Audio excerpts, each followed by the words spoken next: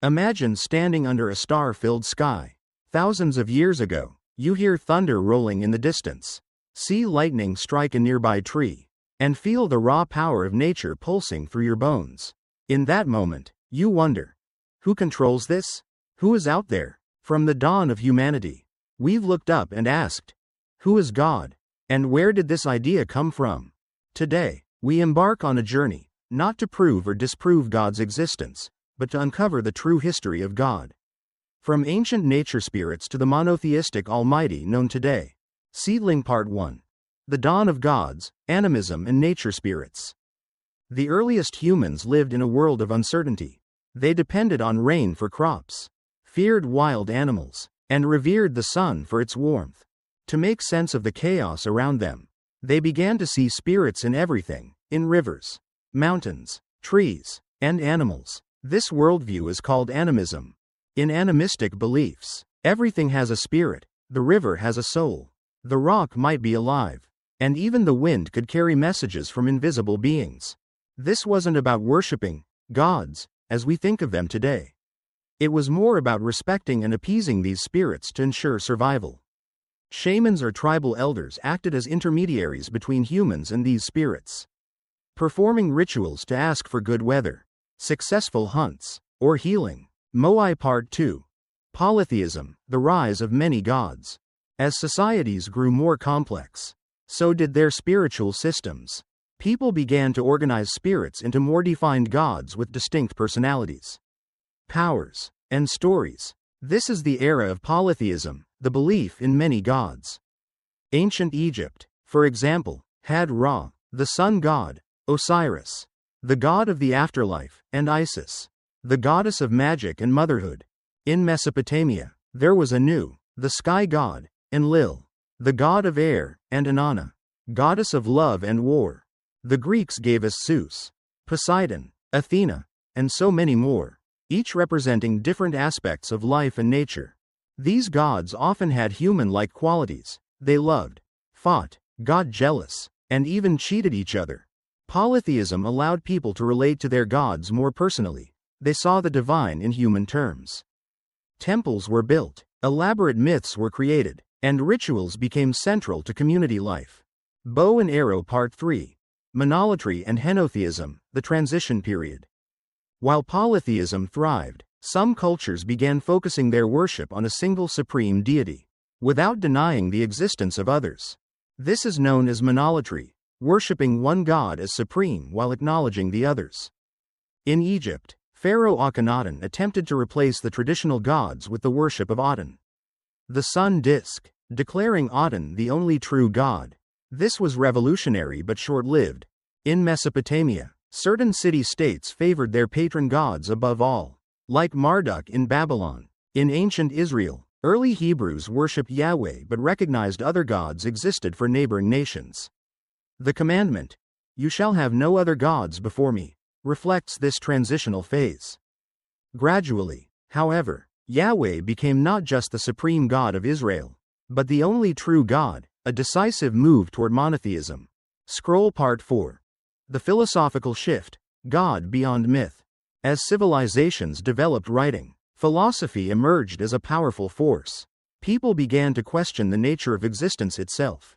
In Greece, philosophers like Plato introduced the idea of a perfect, unchanging good beyond the material world. Aristotle proposed the unmoved mover, a first cause that sets everything into motion but is itself unmoved. These ideas shaped the concept of a god who is not just a superhuman with emotions but a transcendent, eternal being, beyond time, space, and human passions. In India, thinkers discussed Brahman, an ultimate, formless reality beyond all gods and forms. In Persia, Zoroaster spoke of Ahura Mazda, a wise lord representing absolute goodness and light, standing against evil. Philosophy moved the idea of God from mythological stories into metaphysical debates about ultimate reality. Star of David Part 5. The Abrahamic Revolution, One God, One People. Among all these developments, a truly transformative shift happened with the rise of monotheism in the Abrahamic tradition. The Hebrew scriptures describe a God who is singular, invisible, and all-powerful, creator of heaven and earth. This God was not just a tribal deity, he claimed universality, demanding exclusive worship and moral obedience. Christianity emerged from Judaism, declaring that this God became incarnate in Jesus Christ. The concept of Trinity, one God in three persons, further deepened theological reflection. Islam followed, emphasizing absolute monotheism, Tawhid, declaring that there is no God but Allah. Through these faiths, God became not only the creator but also the ultimate judge and redeemer. Deeply involved in human destiny. Fire Part 6.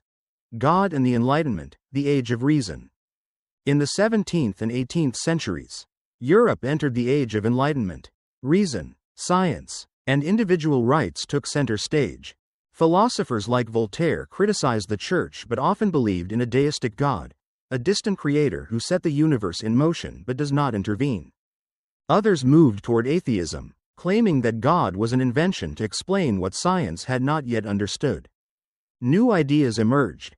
Maybe God was a projection of human fears and hopes. As Feuerbach suggested, Nietzsche famously declared, God is dead, not meaning God literally died, but that the belief in God as the foundation of morality and truth was collapsing. This period transformed God from an external authority to an internal question of personal meaning and morality. Milky Way Part 7. The Modern and Postmodern God.